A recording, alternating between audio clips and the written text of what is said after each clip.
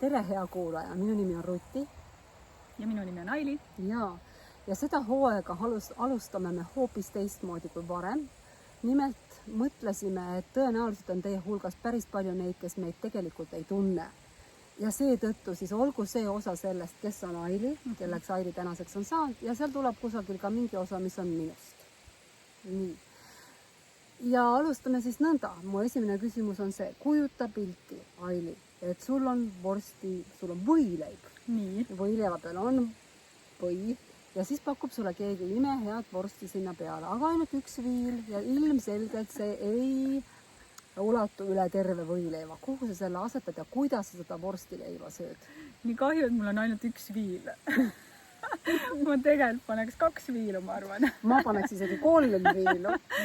Aga olgu, kui mul on ainult üks viil, siis ma arvan, et ta paneks ta päris keskele. Päris keskele? Jah. Okei. Kas see arvestus on siis nii, et iga ampsuga sa saad natuke seda vorsti või kuidas? No ma ei tea, kas ma nagu selle peale päris mõtleks. Ma lihtsalt nagu kuidagi tundub nii loogiline, et vorst on ikkagi kuskil seal keskel. Aga mina trügiksin selle vorsti viilu sinna lõppu. Et alguses kannatan ära seda, et on ainult leib ja või, aga lõpus on imeline koos vorstiga. See kõlab nii ebaloogiliselt, Ruti. Kas sa tõesti arvad, et kõik, kes söövad vorstileiba, on nii nagu sina või hoopis nii nagu mina? Kuulajad, kirjutage meile. Kuidas sa sööte vorsti või leiba? Jaa, okei. Aga lähme siis tegelikult selle sisu juurde ja alustame nõnda, et ma räägin kõigepealt seda, mida mina Ailist tean hästi lühidalt ja siis saab Aili ise võimaluse rääkida sellest, kuidas ta on saanud selleks Ailiks, kes ta täna on. Nii, esimene moment, kui ma sinust kuulsin ja midagi sinu kohta mäletan, on siis kusagil umbes 9 aastat tagasi ja Eesti Energia kontekstis. Nimelt Eesti Energias töötas üks minu hea sõbranna personali valdkonnas ja ta ütles, et meile hakatakse otsima ühte mingit personali inimest, eks ole, ühte personali päris kõrget inimest ja siis läks paar nädalat mööda, ma küsisin, kas leiti. Ta ütles, et jaa, leiti, et selline inimene nagu Aili Nurmeots tuleb meid ja valiti siis ta just nimelt sellepärast, et tal ei ole personalitöökogemust, vaid tal on ettevõtluse ja ettevõtluses tippjuhtimise kogemus. Ja kuidagi mul jäi see nagu meelde.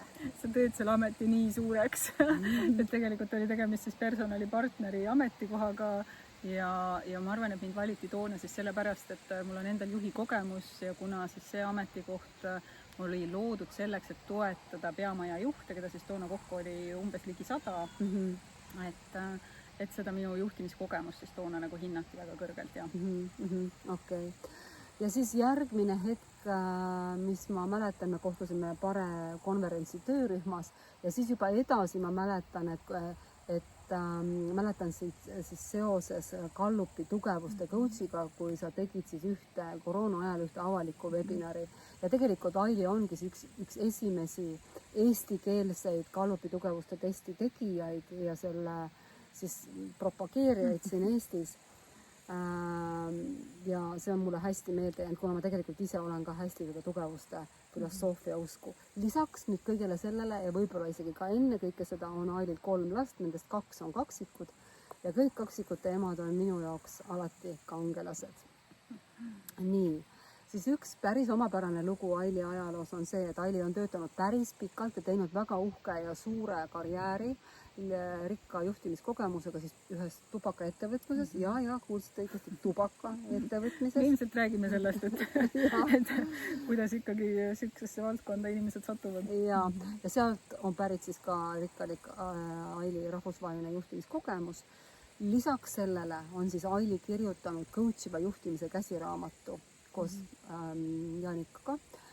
Ja mida mina olen märganud, siis enamike personalijuhtide töölaual tegelikult lebab see coachiva juhtimise raamat, nii et kui sul seda veel ei ole, siis mine ja osta, sest ega eesti keeles ühtegi paremat raamatut selle kohta ei ole. Ja võib-olla viimane detail, ma lõpetan kohe, on siis see, et ma tean, et Aili juba 1,5 aastat õpib pereteraapiat ja aeg-ajalt ma ikkagi küsin, et kuule, kes sa oled või kelleks sa saad? nii, aga alustame nüüd päris algusest. Ja no mu esimene küsimus on siis, esimene sisuline küsimus on tegelikult see, et kui sa nüüd mõtled läbi oma terve elu kõige olulisemate sündmuste peale, tänu millele sa võid öelda, et sa oled just see Aili, kes sa oled, mis sul nagu pähe tuleb niiviisi? Mitu asja? Varrukast, noh, 3, 4, 5, noh, 3, umbes 4, nii. 5. Okei, no ma arvan, et kõige esimene asi, mis mul pähe tuleb, on ilmselt see, et ma olen pärit väikesest maakohast. Kas ma praegu ainult nimetan need või juba lähen nagu detaili? Ainult nimetan? No jaa, aga no mul tekib kohe huvi, eks. Väike maakoht, kust sa pärit oled? Ma olen pärit Rapla ja Kohila vahepeal on üks selline väike külakene, mille nimi on Puringa. Nii et ma võin su kohta öelda, et sa oled maatüdruk? Täielik maakas. Olen ikka täielik maakas ja ma arvan, ja ma olen tegelikult uhke selle üle. Et ma arvan, et maatüdrukud on siirad, ehedad, oskavad loodust nautida ja luua neid siirad, ehedaid kontakte. No ma tahaks kohe küsida, kas sa lehmapiima, päris lehmapiima jood ka? Täna enam ei joo, aga loomulikult ma lapsepõlves jõin täiesti nagu värskelt lüpstud lehmapiima. Mis oli natuke soe? Jah. Päris rõve ikkagi, kui ma niimoodi mõtlen. Praegu mõtlen Pepsilt nii, et väga õudne, aga no ikkagi karjalaut oli seal täiesti olemas ja lehmad said ja kõik jutud. Said kõik need vajalikud bakterid. Ja oma ja ka mittevajalikud bakterid. Okei, no nii, et sa ütlesid, et üks asi on see, et sa oled pisikesest kohast. Kui sa nüüd veel mõtled, lihtsalt nagu markeerida ära need suured asjad, siis hakkame neid pidi minema. No ma arvan, et sealt võib-olla kui nagu mõned asjad sealt vahelt välja jätta, siis järgmine suur asi ikkagi, mis puudutab nagu juba sellist nii-öelda karjäärialast arengut, siis ma arvan, see fakt, et ma kuidagi sattusin tööle, et mu esimene töökoht oli tubakaettevõte ja ma jäin sinna pidama 17 aastaks. Küll erinevad ettevõtted, aga sinna valdkonda jäin pidama 17 aastaks. Nii et see päris esimene tõsine töökoht 17 aastaks? Ja, no ütlen, et ettevõtted vaheldusid, aga lihtsalt see valdkond jäi nagu samaks, nii et see on, ma arvan, märgiline, et ma olen ikkagi sealt väga palju mõjutusi saanud. Okei, et siis maalaps, tubakaettevõte, pikaajaline karjäär. Oskad sa veel midagi öelda nüüd nagu sellised suured asjad? No suurte asjadena kindlasti isikliku elu poole pealt ikkagi laste sünd, et ma olen 3 tänaseks juba täiskasvanud lapse ema. Ma ütlen siis kohe kuulajale, et Ailil on kaksikud. Nii et minu jaoks on kõik kaksikute emad täielikult kangelased. No ma arvan, et kolmikute või nelikute emad on veel suuremad kangelased, aga kaksikutega on tore. Nii et ja, mul on kaksikud. Lapsed ja siis kas tuleb veel midagi? No siis, kui ikkagi tööalaselt nagu edasi mõelda, siis see otsus teha karjääripööre, kui ma siis seal 17 aastat seal tubakaettevõtetes lõpetasin, ja hakkasin vaikselt oma karjääri kujundama sinna suunda, kus ma siis täna olen, ehk et coach ja koolitaja. Et see teekond sinna küll oli nagu natukene käänudega ja pikk, aga et see, ma arvan, et on üsna oluline verstapost, kust siis nagu hakkasidki teed argnema. Kas see oli siis midagi taolist, et sa tegelikult sellise turvalise korporatiivse maailma, kus olid saavutanud positsiooni, astusid nagu tundmatusse? Ja ma tegin seda, nagu ma olen teinud seda seal nagu täitsa mitu korda, et täitsa hull, ma arvan, et kes tahaks nagu loobuda sellisest karjäärist, ma ei tea, mu pere siiamaani ütleb, või lapsed räägivad, et issand, kui hea see tubakaaeg ikkagi oli, et. Sa ikka küsisid nende käest, et kas ma tohin töölt ära tulla?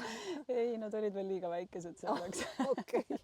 Aga osad peaks olema ikkagi nende pärast ka sealt ikkagi ka nagu et see, et mul olid juba teismeikka jõudvad lapsed, et see oli ka üks mõjutaja, miks ma sealt nagu ühel hetkel ka otsustasin ära tulla, aga ma arvan, me jõuame sinna veel.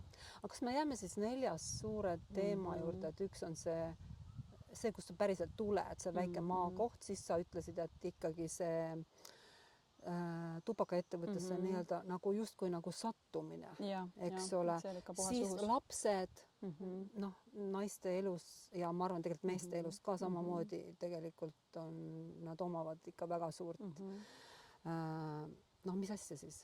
Rolli ja siis no karjääripööre, lahkumine korporatiivsest maailmast. Aga hakkame niiviisi step by step minema, eks ole, ühe sammu haaval. Kas sa selle maakoha kohta selle oma, nagu ma tean, et sa oled pereterapeut, nemad kasutavad siukest sõna nagu päritolupere. Kas sa tahad päritolupere kohta midagi öelda? Oi, Rüti, sa oled palju õppinud. Sinu käest. Jaa, no ma arvan, et see maa koht, eks ole, selle mõjutustest ma natukene rääkisin ja ma ei teagi, kui palju ma tahan siin praegu kuulajatele rääkida, eks ole, sellest, et minu päritolu peres, et kindlasti on see minu päritolu pere mind väga palju mõjutanud, ilmselgelt see mõjutabki inimeseks kasvamist kõige olulisemal määral.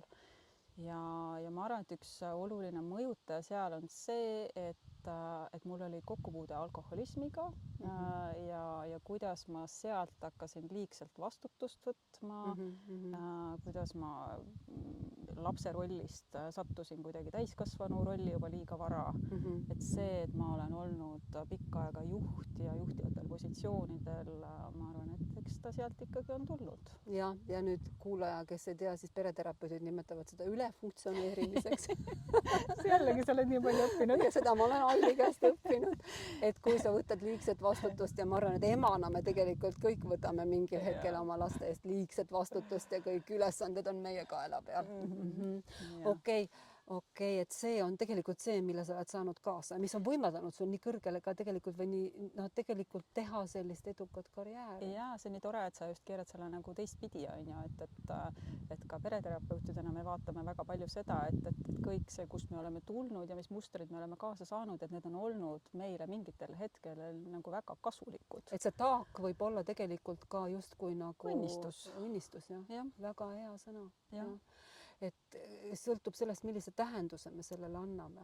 Ja kui teadlikud me sellest oleme, et kindlasti see mõjutab mind tänase päevani ja kindlasti ma ei saagi nendest mõjutustest päriselt lahti, ma saan kiiremini märgata, kiiremini kuidagi nagu juhtida iseennast paremini, aga see, kust me tuleme ja millised on need päritolupere mõjud, et need ikkagi on ja jäävad. Ma tahaks kohe tegelikult küsida, eks ole, et no nüüd ma ei tea, kas seda sõna kasutada, alkoholism, eks ole, kas sa oled suutnud tegelikult oma elu jooksul neid tähendusruume selle sõna selle alkoholismi ümber muuta? Ma ei tea, mida sa selle all nagu päriselt mõtled, et tähendusruum. Ma just mõtlengi näiteks nagu seda, et ma mõtlen, et mina vaesekene, kui kahju, nüüd ma puudutasin mikrofoni. Küll oli mul kehvasti kõik ja et ma vaatan seda äkki hoopis teise pilguga. Mida ma saan nagu väga selgelt öelda, et kui ma esimesed 25 eluaastat isegi või esimesed 20, mu isa suri, kui ma olin 19-aastane, surigi alkoholismi. Et kui ma nagu seda tema leina ikkagi töötlesin seal, ma ikka leinasin pikka aega, ma olen 5-6 aastat julgelt, et siis ma ikkagi nägin ja siis, kui ema-isa läksid lahku seal, kui ma olin kuskil, ma ei tea, 12-aastane vist. Et siis ma nägin alkoholismi kui sellist nii-öelda, et see on mingisugune lõks, kuhu inimesed nagu kukuvad, et mu isa oli kuidagi nõrk, aga uurides seda oma päritolupere lugu ja saades aru, et me kõik tuleme kuskilt ja miks me nagu valime sellise toimetulekumehhanismi, sest alkoholism on selgelt toimetulekumehhanism, et ma olen aru saanud, et mu isa ei tulnud toime lihtsalt kogu selle elu raskusega, mis tal toona oli ja ta valis sellise tee ja ma olen täielikult andestanud selle, missugune ta oli ja mis mõjud sellel on minul olnud, ma saan sellega lihtsalt nagu täna juba oluliselt teisel määral nagu kuidagi elada ja toimetada. Okei, ja siis sa kasvasid suureks, eks siis ole? Ma kasvasin suureks, me jätame siin jube palju asju vahele, mis võib-olla polegi nii huvitavad, aga sa ütlesid, et sa sattusid tubakaettevõttesse. jah, ma täiesti juhuslikult sattusin. umbes kui vana sa võisid olla? ma arvan, mingi 19 äkki või? ahoo, ikka ma olin ikka verinoor ja et ma tulin Tallinnasse kooli ja siis ma ikkagi hakkasin kohe ka ikkagi võib-olla olin natuke vanem, äkki 20-aastane. Et ma olin vist aastakese koolis käinud ja hakkasin kooli kõrvalt tööd otsima ja siis ma kandideerisin nii panka, kus ma tean, et sina oled pikalt olnud, mul oli valikuvõimalus, et kas ma lähen Hansapanka telleriks või ma lähen sinna tubakaettevõttesse siis müügisekretäriks ja ma millegipärast valisin selle tubakaettevõtte, et jumal tänatud, muidu meil oleks väga sarnane lugu rääkida, ma arvan.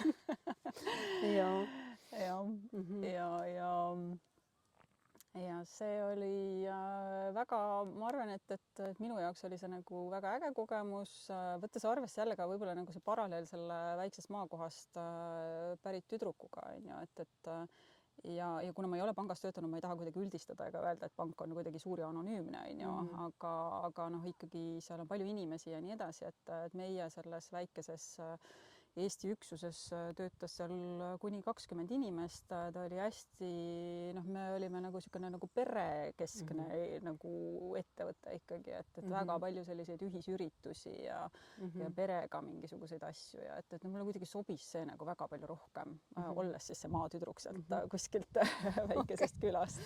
Ja nüüd ma küsin ikka selle intrigeeriva küsimuse ka, mis mul plaanis on olnud, et no tundes Ailit ja teades tema kõrget empaatiat ja inimlikkust ja kõike seda, tahaks ikkagi küsida, et kuidas sa siis nüüd niiviisi läksid tööle tubakaettevõttesse, mille visioon ja missioon on tegelikult see, et iga inimene, kes silmapiiril terendab, tegelikult mürgitame ära. Väikese mahvikese teeks. No vot, kuna ma olin nii noor, siis ma tegelikult nagu selle peale väga ei mõelnud, siis oli mul nagu rohkem nagu see, tegelikult ma lihtsalt ju sattusin. Kas sa ise suitsetasid? Ei. Mitte kunagi? Ei, ma olen ise elus suitsetanud 3 kuud, olles siis enne seda töötanud kuskil poes väga lühikest aega. Varem seda ja aega. Enne seda tubakaettevõtet oli mu siis nagu üks esimene töökoht oli siis selline, kus ma siis töötasingi Lasnamäe kuskil keldripoes, olin müüja 3 kuud. Ja vot sellel ajal ma siis suitsetasin ja tead, miks ma suitsetasin või? Sellepärast, et ma tahtsin pausi saada. Loomulikult. Ja. Okei, aga jah. Nii et su küsimus oli, et miks ma nagu valisin sellise, et noh, ma tegelikult see ei olnud teadlik valik sellel ajal, on ju. Aga ma võin nagu võib-olla nagu jagada seda, et noh, miks ma sinna nii pikaks ajaks jäin. Et noh, 17 aastat on ikkagi ju nagu väga pikk aeg. Ja või tegelikult ma ikkagi nagu vastan nagu sellele küsimusele, et seda küsimust nagu küsiti minult ju selle aja jooksul nagu päris palju, et kuidas sa suudad töötada sellises nagu ettevõttes, kelle missioon on siis nii-öelda nagu mürgitada inimesi.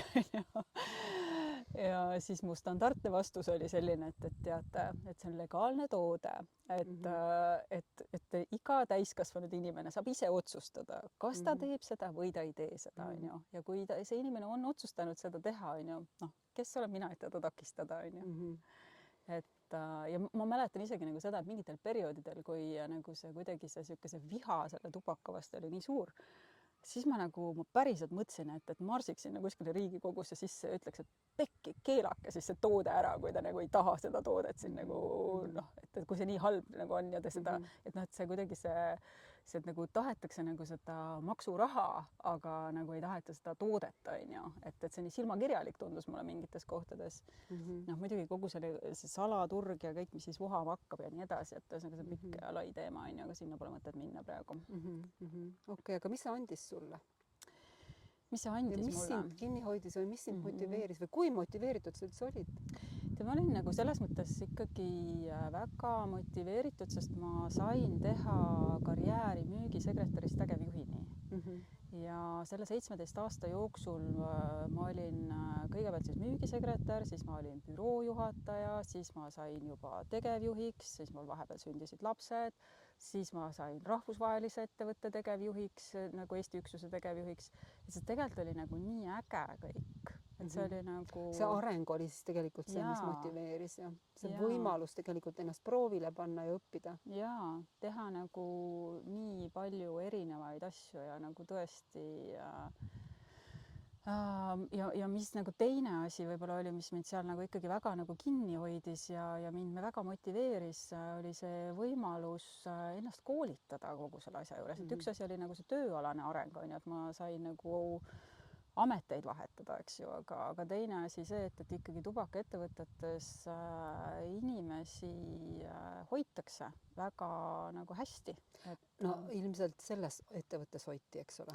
No kuna ma töötasin ju päris mitmes erinevas siis selle aja jooksul on ju. Et see oli ikkagi ühtlane kogemus? See on ikkagi kuna see valdkond on nagu keeruline, siis ma ei tea, kuulaja, kes siin meid kuulab, on ju, et seal on väga head palgad ja väga hästi nagu siis ikkagi saad enesearengusse panustada, nii et seal peab olema ju midagi, mis hoiab neid inimesi kinni ka, on ju. Et seda vist ma enne ei öelnud, et ma arvan, et see üks põhjus, miks ma ikkagi noorena sinna otsustasin minna, oli ilmselt ka palganumber. Oli seal nagu, tuleb sulle meelde mingisugused suured eredad, rasked juhtumid, mida sa seal tegelikult pidid 17 aasta jooksul kogema või läbi tegema? No mul tuleb praegu nagu 2 juhtumit, on ju. Sa ütle mulle, kui ma kuskile liiga pikalt heietama jään, on ju. Et tegelikult üks koht, mis oli nagu minu jaoks nagu hästi märgiline, oli see, et kui ma töötasin juba seal rahvusvahelise ettevõtte Eesti üksuse tegevjuhina, siis ma mäletan hästi selgelt seda, et ma sain aru, kui väike on Eesti ja kui mõttetu nagu selline turg on Eesti. Et ma ei olnud, ma armastan Eestimaad, ma armastan Eestis elamist, aga kui oli üks olukord, kus oli juttu, et kas me lansseerime siia turule uue toote või mitte ja siis finantsjuht ütles mulle, et tead, et teie koguste pärast meil ei ole mõtet isegi masinat käima panna. Siis ma mõtlesin, et ei ole võimalik, et kas siis meie turg on nagu tõesti nii mõttetu ja nii pisikene, et miks see suur tubakagigant siis üldse siin turul olla tahab, kui me nii mõttetud oleme, on ju. Ja sealt tegelikult sündis see teine nii-öelda oluline asi, et ma olen vist ikkagi kogu aeg olnud natukene niisugune nagu mässaja. Et kuna siis selle tulemusena siis mina kui tegevjuhti vastutasin müügitulemuste eest ja ma mäletan ühte mingit regiooni koosolekut, kus ma siis küsisin, et kuulge, et kas me siis nagu tahame kasvada Eestis või ei taha. Ja kui neid võimalusi selleks kasvamiseks ei ole, et äkki siis nagu tulekski nagu putka kinni panna, on ju. Ja selle peale üks suur juht siis vaatas mulle otsa, et that's a brilliant idea. Ja siis see juhtuski või? Ja siis see nii juhtuski, et ma hakkasin ette valmistama siis seda struktuuri nii-öelda me tegelikult, siis ma tegin nagu mitu plaani, on ju. Aga kas sa ütlesid, et putka tuleks kinni panna, kas see oli siis nagu niiviisi iroonia? Natukene minu poolt oli see vist nagu toona nagu selline nagu frustratsioon, et kuulge, et otsustame siis ära, et mida me tegelikult tahame, et kas me tahame kasvada või me nagu tegelikult ei taha investeerida. Ja siis juhtuski nii, et nad otsustasidki seda likvideerida seda turgu? No päris ei likvideeritud tegelikult, et siis oligi nagu see, et minu ülesandeks siis sai nii-öelda välja mõelda alternatiivsed stsenaariumid, need läbi töötada ja esitleda ja siis tehti otsus, et me restruktureerime Eesti üksuse ja vot see on üks nagu selliseid eredamaid mälestusi võib-olla nagu sellest ajast, kõige raskemaid mälestusi, ma ütleks, et kui ma 1,5 aastat kogu seda projekti ette valmistasin ja ma ei tohtinud sellest veel rääkida, inimesed said aru, et midagi toimub, aga tegelikult nagu jah, ma olin nagu üksi sellega tegelikult. Mis siis toimus? Restruktureerimine? Toimus siis see, et müügiorganisatsioonist jäi järgi ainult distributsiooniettevõte, mis tähendas siis seda, et 17 inimesest jäi alles ainult 7. 10 inimest tuli koondada? 10 inimest tuli koondada, jah. Ja ma siis toona koondasin iseennast ka siis teiste hulgas, sest tundus nagu väga loogiline, et kapten ikkagi selle tuppuvalt laevalt nagu ise siis ju ei lahku, et ta peaks nagu lahkuma koos nii-öelda meeskonnaga, on ju. Ja jätame selle tubakaettevõtte nüüd sinna paika. Sa ütlesid, toimus karjääripööre tegelikult see otsus lahkuda sellelt turvaliselt laevalt. jah, ma selles mõttes ma võtsin siis aastakese pausi ja mõtlesin, et mis ma siis edasi teha tahan. Et tegelikult ma korraks nagu tulen sinna tubakaettevõtte juurde tagasi, et seal lõpus ma käisin Inglismaal ühel coaching'u koolitusel. See oli Nancy Kleini siis mõtlemiskeskkonna koolitus, kus ma siis esimest korda puutusin kokku sellise nähtusega, nagu seda on coaching.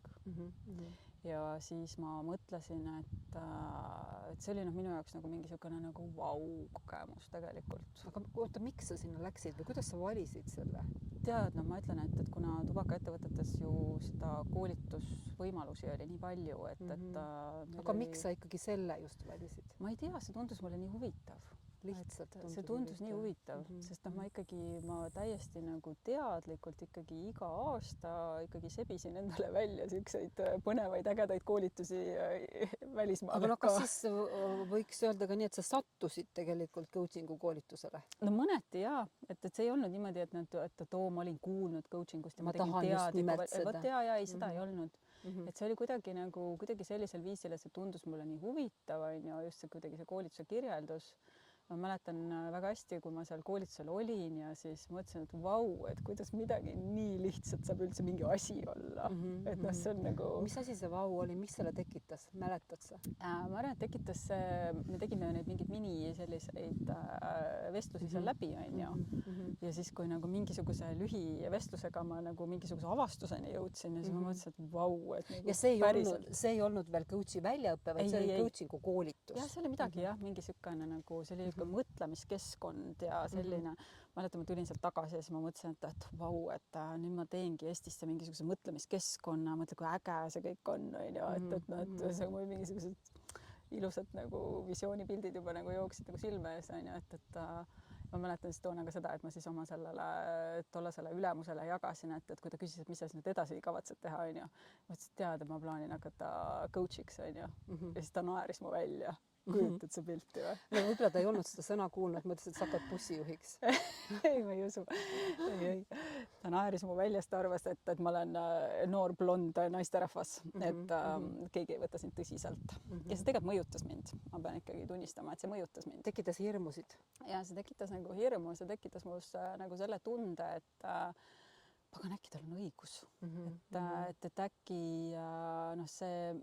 mitte isegi, et ma nii väga nagu endas oleksin hullult kahelnud, vaid nagu see mulle tundus, et Eestis see turg oli nagu toona ikkagi nagu nii lapsekingades, et ma ei tea, kui sa oma lugu jagad, et aasta siis oli 2014 vist, et see on ikkagi 12 aastat tagasi, et ja see oli su lahkumise aasta sealt tubakaettevõttest, eks ole, siis tubakarevolutsiooniks võib seda tubakarevolutsiooniks, jah. Okei, aga no räägi sellest, mis see oli siis ikkagi, kui keeruline see sul oli või oli see lihtne? Sa mõtled seda siis, kui ma sealt ära tulin või? Või see oli ikka väga keeruline nagu hakata ümber defineerima ennast, et kes ma siis olen, kui ma ei olegi nüüd enam see tubakaettevõtte tegevjuht. Kui ma ei ole juht. Ja kui ma ei ole juht. Kui ma ei ole tegevjuht. Vappi. See oli ikka väga hirmutav, et ja ega ma ei oska istuda niisama, et kui nagu midagi ei ole teha, siis ma ikkagi teen midagi. Kes veel on nii, et kui midagi pole teha, siis ikkagi midagi teen. Ma ei oska seda vaikust, ei oska endale lubada ja siis ma mõtlesin, et nii tore oleks ju kooli minna uuesti. Ja siis proovisin ja saingi sisse siis Tallinna Ülikooli organisatsiooni käitumist minna õppima. Tegid magistri? Tegin magistri ära siis ja nii, et ma siis sisustasin oma aega õpingutega ja elu üle mõtisklemisega ja siis ka selliste oma hirmude läbitöötlemisega, sellepärast et et see ikkagi see hirm, et nüüd ma nagu polegi enam mitte keegi ja minust ei saagi enam mitte keegi, et see oli ikka päris laastav. Keegi ei helista mulle. Keegi ei helista mulle ja mul ei olegi tiimi enam, et ma olen nüüd elu lõpuni üksi, et see oli päris õudne kogemus tegelikult. Aga ja sealt ma siis, aga ma ei julgenud ikkagi, see coach'i teekond tundus mulle veel nagu liiga nagu jabur, et ma ei julgenud selleni veel nagu minna. Et siis kuna ma siis õppisin organisatsiooni käitumist, siis tundus väga loogiline samm, ja see oli nagu personalijuhtide magistriprogramm siis justkui onju. Et kuna ma sinna inimeste arendamise valdkonda ju tahan ennast liigutada, et äkki siis alustaks sealt ja siis Eesti Energia otsis personalipartnerit, mis oli täitsa uus loodav ametikoht. Ja siis minust siis sai personalipartner mingisuguse perioodi ja siis ka personalijuht ja nii edasi, et ma siis olin personalijuht seal 4 aastat vist kokku või. Eesti Energias. Mitte ainult, et ma olin ka PPA-s personaliosakonna juhataja ja ka Hiltoni hotellis lõpus. Okei. Aga sa siiski see jäi ikkagi 4 aastat siis jah? Ja ja tegelikult nagu selle aja jooksul, eks ole, siis ma juba läbisin sisecoach'i koolituse, siis kui ma tulin ära PPA-st, siis ma tegelikult läbisin EBS-is selle pika coach'i väljaõppe. Ja see oli juba väljaõppe? See oli juba väljaõppe ja et siis ma olin juba nagu jõudnud sisemise arusaamiseni, et tegelikult see personali juhtimine ei ole minu asi. Et tegelikult ma sain ju ise ka aru, et ma tegin nagu siukse nagu vahekäigu seal, et ma ei julgenud veel nagu astuda sinna, kus ma tegelikult päriselt oleks tahtnud astuda. Ja siis ma olin juba 2019, ma olin täitsa valmis, et nii, jess, et nüüd ma siis hakkan coach'iks ja siis otsisin seda oma nurka ja mõtlesin, et et coach'e on ju nii palju juba ja et ma pean ikka eristuma kuidagi, et eristub ei sure, onju. Ja siis ma jõudsin kuidagi Gallupini ja see Gallup aitas mind ennast toona, sest ega 2019, kui ma siis ka sealt PPA-st ära tulin, siis ma olin ikkagi nagu, ma sain sealt nagu natuke pihta oma enesehinnangule ka, et kui sa ära tulid, okei. Mis see siis oli? Tead see kuidagi see äratulemine sealt või ütleme niimoodi, et vist ikkagi nagu see, et ma sain aru, et kui ma sinna läksin, see värbamine oli hästi kiire ja hästi niisugune nagu lühikene, et kuidagi justkui, et kiiresti nüüd tule ja hakka midagi tegema, onju. Ja ma vist ise ei selgitanud nagu välja, mis on nagu need päris ootused mulle ja ei saanud aru, et kas mul on seda kompetentsi või mitte, et ma tegelikult nagu ei saanud teha seda, milles mina olen hea. Et sa nagu natukene tundsid, et nad ei jäänud suga rahule või? Ja mul oli nagu selline tunne, et mul kogu aeg nagu oodatakse midagi muud. Et ma ei ole nagu see, kes ma tegelikult olen, et see organisatsioon oli nagu nii täiesti teises kohas. Ja see oli nüüd see tubakaettevõte? Ei, see vahepeal oli juba see Eesti Energia personalijuhtimine ka. See oli personalijuhtimise faasis? Ja see oli personalijuhtimise faasis. Eks sa ei tundnud seda, et see on see sinu vagu, see on see sinu rööbas, mida mööda sa tahad minna? Ja ikkagi jah, sealt nagu, et sealt ma tulin ära kuidagi nagu sellise tundega, et minuga on midagi nagu valesti, et ma nagu ei vastanud nagu justkui nagu ootustele ja siis kui see Gallupi test mulle nagu ette jäi, onju. Ja siis siinkohal vist peaks selgitama, eks ole, ütle paari sõnaga, mis asi on Gallup ja Gallupi test? Ja Gallupi tugevuste test on siis selline hea viis, kuidas teaduslikult saab ritta panna iseenda tugevused, et kuna me ei oska väga selgelt ise nimetada enda tugevusi, et siis on selline hea test, mis need sinu tugevused välja raalib ja nad kuidagi järjestab siis topina, et mis need sinu kõige suuremad tugevused on. Ja tol hetkel see aitas sind? Tol hetkel see väga aitas mind, et ta aitas mul kuidagi taastada see eneseusk iseendasse ja kuidagi omaks võtta see, et ma olengi selline, nagu ma olen ja see, et nagu ettevõte või organisatsioon nagu värbas justkui nagu vale inimese tegelikult, et see ei ole minu viga, aga mul ei tunne, et mina olin vale. Eks see aitas su enesehinnangut stabiliseerida, eks ole? Ja, täiesti. Ja seda ma näen nagu, kui ma nüüd ise ju olen Gallupi coach, eks ole, tugevuste coach, siis ma näen ju seda, kuidas see test just nimelt nagu aitab nagu seda eneseusku ja enesekindlust uuesti taastada.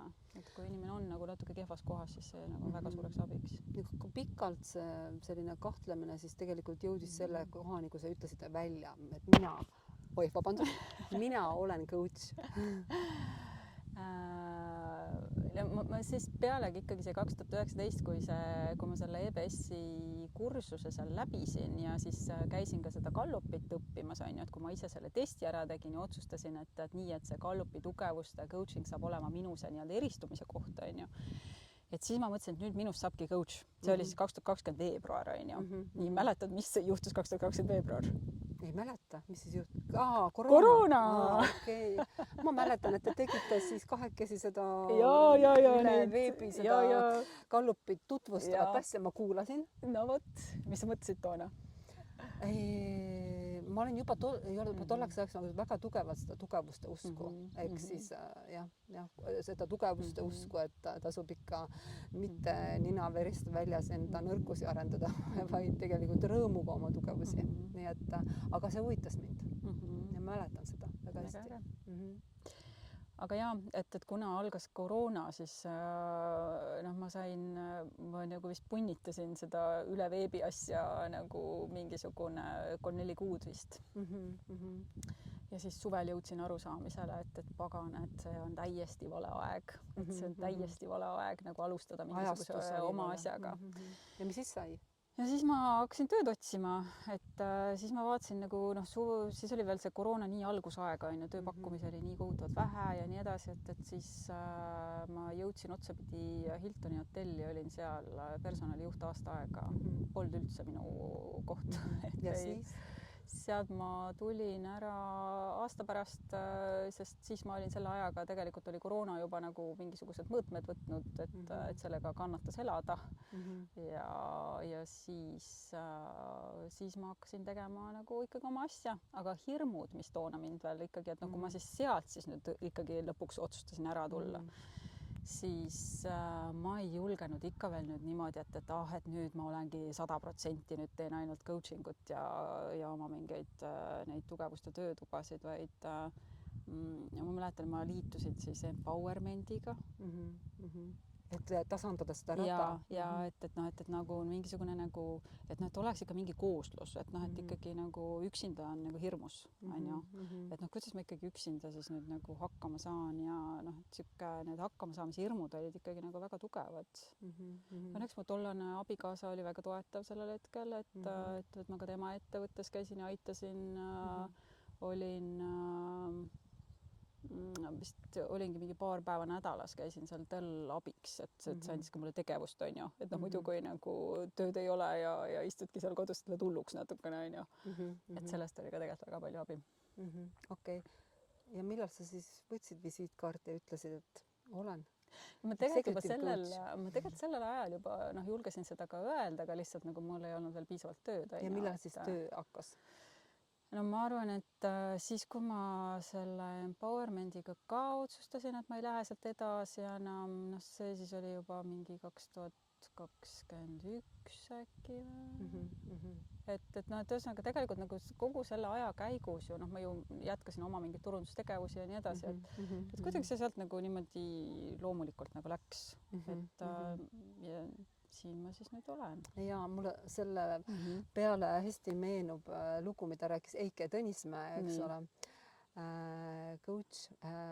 Tema siis rääkis seda, mida keegi coachide väljaõpetaja rahvusvahelise kogemusega, ilmselt Kanada coach oli rääkinud, ma ei mäleta, mis selle väljaõpetaja nimi oli, et mis iseloomustab siis ameeriklasi, kes hakkavad coachiks õppima ja mis iseloomustab eurooplasi, sealhulgas hästi tugevalt eestlasi, on siis see, et kui ameeriklased lähevad coachiks õppima väljaõppele, siis nad saavad esimene kord kokku ja see on tavaliselt pikk programm, siis nad esimesel korral juba tulevad ja neil on valmis visiitkaart. Kõik on trükitud, kõik on olemas kodulehekülg, mina olengi näiteks executive coach või mis iganes, aga eestlased ütlevad, ei, veel ma ei ole valmis, ma pean veel selle kursuse võtma, veel selle kursuse võtma, veel selle kursuse, ma ikka pole veel valmis. No ma arvan, et ma nagu selles mõttes võib-olla siis olen natukene nagu ameeriklastega nagu sarnasem.